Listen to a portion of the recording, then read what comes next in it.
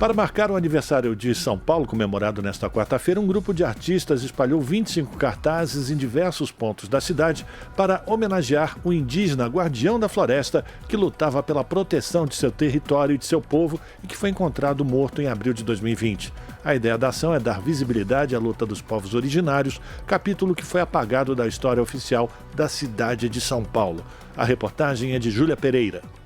25 cartazes com a imagem do indígena Ariuru Euauau foram espalhados em vários pontos da cidade de São Paulo para marcar o aniversário de 469 anos da cidade, comemorado neste 25 de janeiro. A ação é promovida por um grupo de artistas e coletivos de arte da região metropolitana. Bairros como Sacomã, Barra Funda e Cidade Tiradentes receberam os cartazes, que reproduzem a imagem de 618 metros quadrados criada pelo artista e ativista mundano na lateral de um prédio, localizado a poucos metros da Catedral da Sé.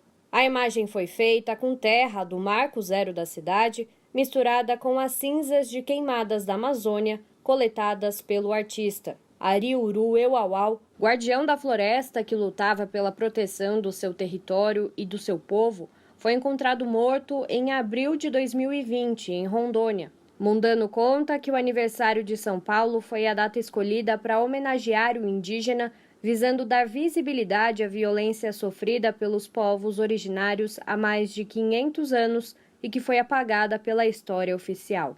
A história da cidade de São Paulo, da sua fundação, no Marco Zero, ela é uma história contada pelos colonizadores brancos, né? Uma história que foi documentada, com a escrita, mas essa história já começa muito antes, né? Com a presença dos povos originários que aqui sempre habitavam e que foram dizimados. E ela é contada, essa relação dos povos indígenas, com os colonizadores pelo viés do explorador. Então é muito importante a gente entender que teve sim resistência, que teve conflitos, teve guerra, teve muitos indígenas mortos nessa fundação da cidade, que por muitos é romantizada como um ato pacífico. Aqui em São Paulo é necessário a gente recontar essa história, né? Recontar que embaixo também de todo esse asfalto, esse concreto, existem rios com nomes indígenas, né?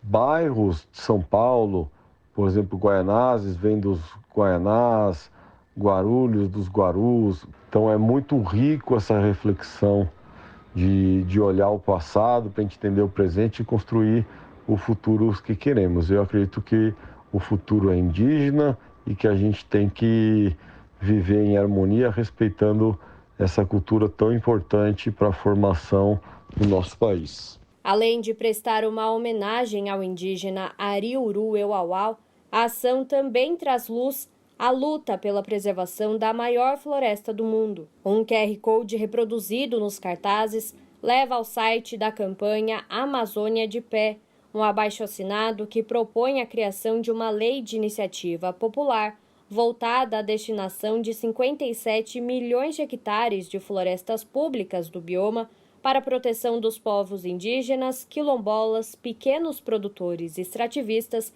e unidades de conservação, e que também prevê maior criminalização para a grilagem de terras.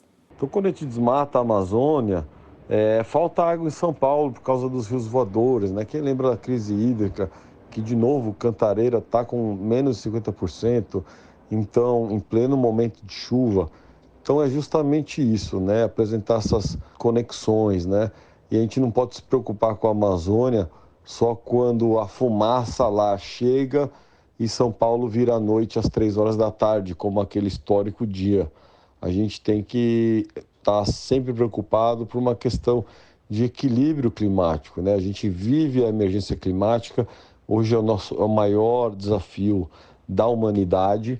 Eu acredito que a arte, junto com o ativismo, né, o que a gente chama de artivismo, pode sim ser uma ferramenta muito importante aí para levar informações, reflexões e gerar ações como propõe a Amazônia de Pé. Júlia Pereira, Rádio Brasil Atual e TVT. Aqui você ouve as notícias que os outros não dão. Jornal Brasil Atual.